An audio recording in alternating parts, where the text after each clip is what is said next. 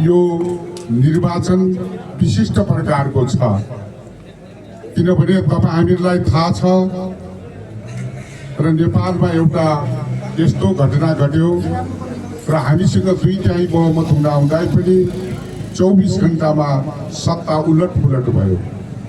ती जेनजी साथीहरूले उठाएको मुद्दा पछि गएर 74 जनाको ज्यान गयो र शहादत भए।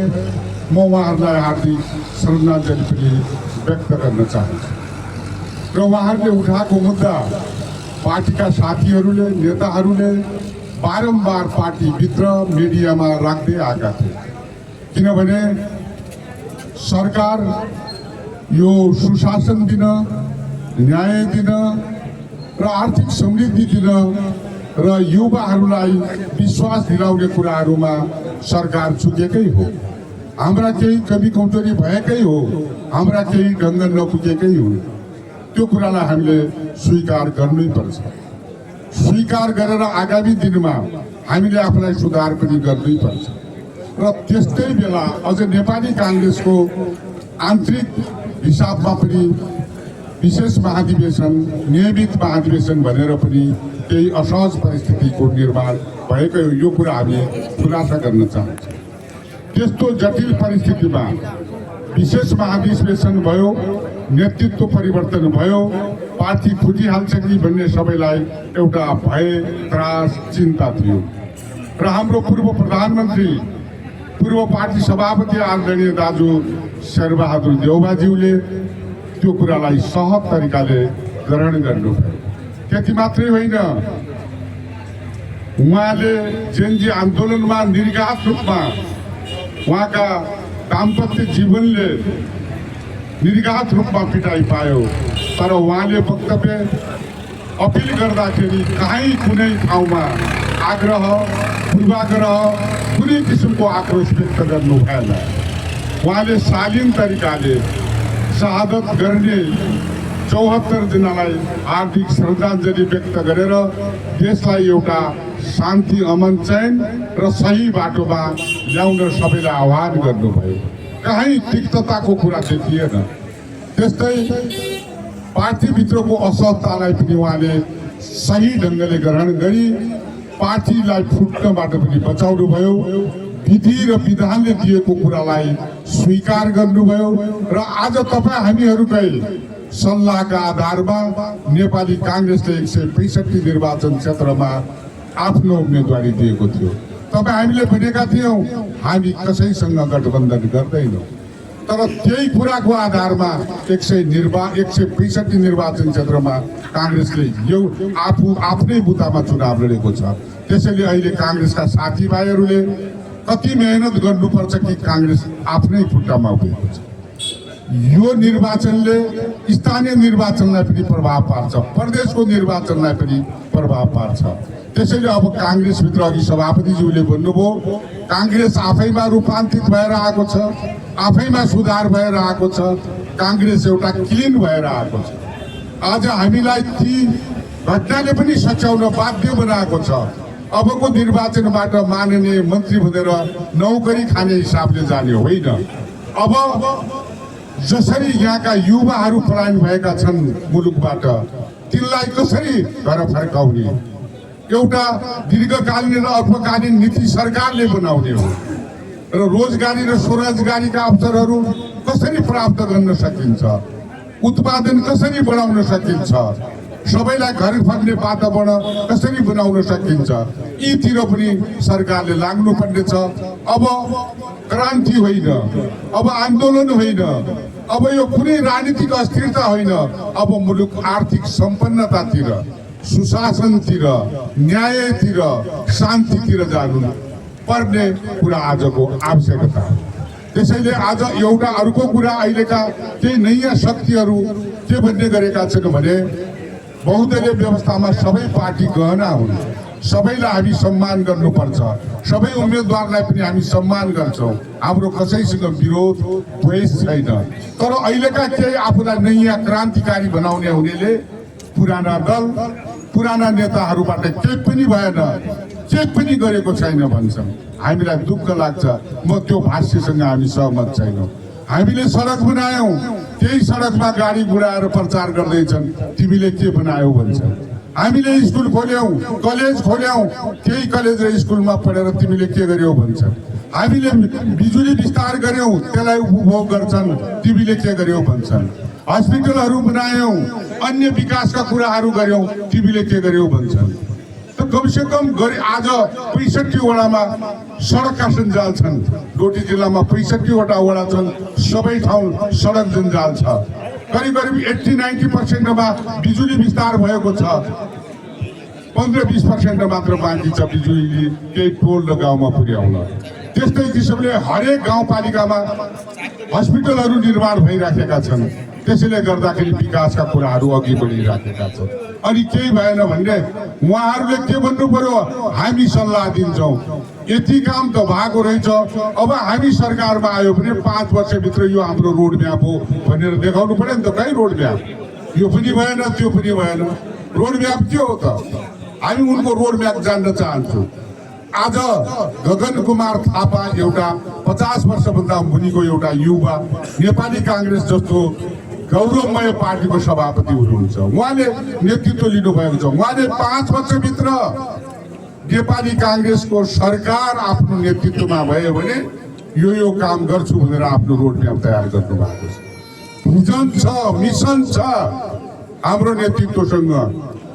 र अर्को कुरा, हाम्रो नेतृत्व परिपक्व छ। हाम्रो अभिभावक 5 चोटि प्रधानमन्त्री भएको, 2 चोटि सभापति भएको, 50औं वर्ष डेमोक्रेसीको लागि लडेको, विकासका लागि लडेको सम्माननीय शेरबहादुर देउवा हाम्रो अभिभावक हुनुहुन्छ।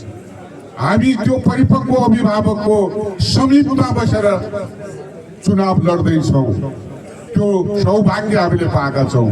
त भनेपछि नेपाली काङ्ग्रेसका कुनै पनि नेता र कुनै पनि साथीहरूले शिर निहुराउनुपर्ने अवस्था छैन। केही विकास गर्यौँ, काङ्ग्रेसले गरेको छ। केही गर्नु छ, काङ्ग्रेसले गर्छ। आज देशमा 2007 सालदेखि अहिलेसम्म जति पनि घटनाहरू घटे, जति पनि असहज परिस्थिति आयो, त्यसको निकास काङ्ग्रेसले दिएको छ।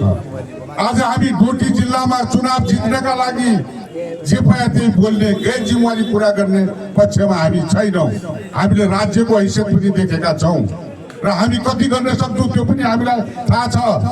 त्यसैले हामी त्यो झुटको कुरा गर्न चाहँदैनौँ, कसैलाई गाली गर्न पनि चाहँदैनौँ। र अर्को कुरा, यहाँ मैले केही स्पष्टीकरण दिनै पर्ने हुन्छ। भरत पनि राजधानी बेचु आओ भनेर सामाजिक सञ्जालमा मेरो पनि बेइज्जत गरेका थिए।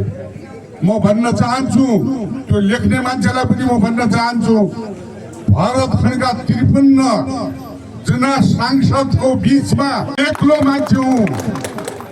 यहाँ 4 जना मान्य थिए। त्रिलोचन भट्ट मुख्यमन्त्री तत्कालीन, पूर्णा जोशी, अर्चना गहरात समर्थन प्रस्ताव देऊ त म दर्ता गर्छु। दिपायलमा प्रस्ताव राखौँ, निर्णय लिने कुरो त प्रदेश सभाले गर्ला। ल तपाईँहरू समर्थन प्रस्ताव बस्नुहोस्। जुन जिल्लामा हाम्रो नाभि गाडिएको छ, जहाँ जन्मेका छौँ, त्यसको लागि हाम्रो कर्तव्य हुन्छ। यो धरती हाम्रो आमा हो, यसका लागि लडौँ। अस्मिता लुट्न नदिउँ, लडौँ। योभन्दा ठुलो इतिहास केही हुँदैन भनेर मैले प्रस्ताव समर्थन पाएन यहाँका मान्यबाट। अनि मलाई राजधानी बेचुवा भन्ने मेरो कहाँ हस्ताक्षर त बहिष्कार गरेर निस्के। यहाँकै मान्यहरूले मलाई समर्थन न प्रस्ताव दिएन। भरत खड्का ठिक एजेन्डाको लागि कति नोक्सान हुन्छ त्यो बेहोर्न सक्ने हैसियतको मान्छे हो। म बेहोर छु, त्यो हैसियत छ, तागत छ, त्यो योग्यता भएको मान्छे हो। आज तिमीले के गर्यौ, यिनीले के गरे भन्नेवालाले एउटा खुरुमुट्टी बनाएको देखाउँ। अनि हामीले अहिले पनि धेरै कुरा गर्नु छ। हामीले धेरै कुरा गर्यौँ भनेर हामी भन्दैनौँ, तर हामी हिजो पनि गरेका, आज पनि गर्छौँ, भोलि पनि गर्छौँ। त्यसैले म अब धेरै समय लिन चाहँदैन। म एउटै कुरा गर्न के चाहन्छु भने तपाईहरूले नेपाली काङ्ग्रेसको उम्मेदवार भरत खड्कालाई मत दिएर जितायो भने टोटी जिल्लाका कुनै पनि मतदाताको शिर निहुराउने काम भरत खड्काबाट हुँदैन, कुनै हालतमा गर्दैन। त्यो मेरो इथिक्सले पनि दिँदैन, नैतिकताले पनि दिँदैन, मेरो इमानदारताले दिँदैन। जस बेला मेरो जुगाको घेरी थिएन, म 27 वर्षको उमेरमा सभापति भएको हो। मैले त्यस बेलामा पनि मैले गरिनँ भने अब त म परिपक्व र परिष्कृत 2-3 चोटि सभापति भएको मान्छे, एकचोटि संविधान सभाको मान्य भएको मान्छे, एकचोटि प्रदेश सभाको सांसद भइसकेको अनुभवी मान्छे हो। राष्ट्रिय राजनीतिमा पनि म पहुँच राख्न सक्ने हैसियतको मान्छे, सदनमा पनि पहुँच राख्न सक्ने मान्छे हो भने म तपाईँहरूको शिर निहुराउन दिन्न। जस्तो टोटीको फास्ट ट्र्याकको कुरा छ, मैले घोषणा पत्रमा लेखिदिएको छु। यदि तपाईँहरूले जिताएको खण्डमा 2 वर्षभित्र खोटिया टु डिपाइलसम्मको फास्ट ट्र्याक तयार गर्नेछु। र जहाँसम्म सेती यो जल विद्युत परियोजना छ, यो अलमलमा छ, यसका लागि पनि मेरो योग्यताले क्षमताले भएसम्म म पहिलो प्राथमिकता सेती जल विद्युतलाई अगाडि बढाउने कुरामा लिनेछु।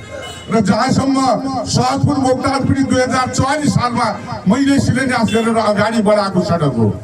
र राजपुर मोक्तान सडक 66 किलोमिटर जीएफआईटी बेलायतको सहयोग ल्याएर त्यो 66 किलोमिटर सडक पनि मैले सभापति हुँदा सम्पन्न गरेको मान्छे, गाडी त्यहाँसम्म पुर्याएर प्रदेश सभाको मान्छे हुँदालाई जोड्ने काम भएको छ। यसको कालो पत्रे पनि उताबाट पनि भइरहेछ, यताबाट पनि भइरहेछ। यो मैले जितेपछि यसलाई पनि कालो पत्रे गरिनेछ। टुनागाडको पुलहरू पनि सम्पन्न हुनेछन्, त्यसको पनि निर्माण गरिनेछ। त्यस्तै साइलीगाडको पुल, त्यसलाई पनि अगाडि बढाइनेछ। खप्तडको पर्यटन विकास क्षेत्रलाई पनि हामी विस्तार र विकास गर्नेछौँ। बड्डी केदार जस्तो महत्त्वपूर्ण पर्यटन क्षेत्रलाई पनि हामी अगाडि बढाउनेछौँ। 2045 सालमा मैले शिलान्यास गरेको बुडुर जोराई सडक केही खण्ड यहाँ जोड्नु पर्ने छ, त्यसलाई पनि मैले जोड्ने हो। त्यसैले गर्दाखेरि यहाँ धेरै कुराहरू छन्, हामीले गरेका छन्, हामी नै सम्पन्न गर्ने त्यो सौभाग्य तपाईँहरू दिनुहोस्। र डोटेली जनताको कुनै हालतमा पनि म शिर निहुर्न दिने छैन। अन्तमा यो तरुण दलका साथीहरूले, नेभी सङ्घका साथीहरूले जुन किसिमको आज सद्भावपूर्ण तरिकाले पार्टीका साथीहरूलाई पनि ऊर्जा थप्ने किसिमले जुन साथीभाइहरूले जो रेली गर्नुभयो, यसको लागि म उहाँहरूलाई हार्दिक हार्दिक धन्यवाद दिँदै अब सबै साथीभाइसँग मेरो एउटा अनुरोध छ। अब मेरा कति ढङ्ग पुगेन, मेरा पनि केही कमी कमजोरी छ भने पनि त्यसलाई अन्यथा नमानिकन यो चुनाव भनेको भरत खड्का एउटा पात्र हो। यो परिस्थितिले मात्र म लड्न खोजेको हो, कतिचोटि चुनाव लड्छु।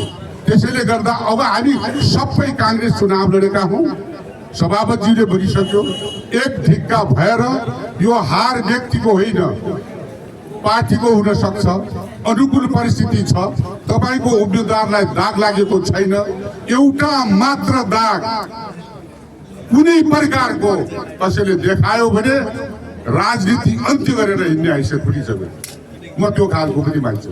एउटा मात्र दाग बच्चादेखि अहिलेसम्म कसैले धेरैले सद्भावना जाहेर गरेका छन्, अन्य पार्टीका व्यक्तिहरूले पनि सद्भावना जाहेर गरेका छन्। अहिले तपाईँहरूबाट बिदा लिन चाहन्छु।